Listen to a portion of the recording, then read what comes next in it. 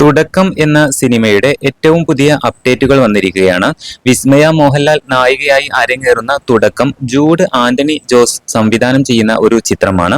2026 July 10 ചിത്രത്തിലെ ആദ്യ ഗാനം തളിരോമലെ എന്ന ഗാനം പുറത്തിറങ്ങിയിട്ടുണ്ട്. ഈ ഗാനം KS ചിത്രയാണ് ആലപിച്ചിരിക്കുന്നത്.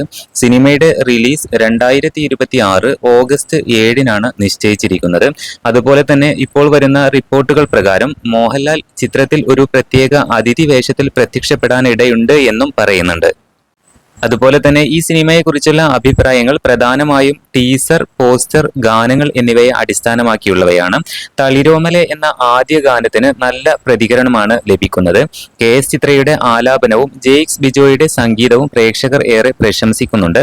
അതുപോലെ തന്നെ വിസ്മയ മോഹൻലാലിന്റെ സ്ക്രീൻ പ്രസൻസും സ്വാഭാവിക അഭിനയവും നിരവധി പേരാണ് അഭിനന്ദിച്ചിരിക്കുന്നത്. പുതിയ സിനിമാ വാർത്തകൾക്കായി ചാനൽ സബ്സ്ക്രൈബ് ചെയ്യൂ.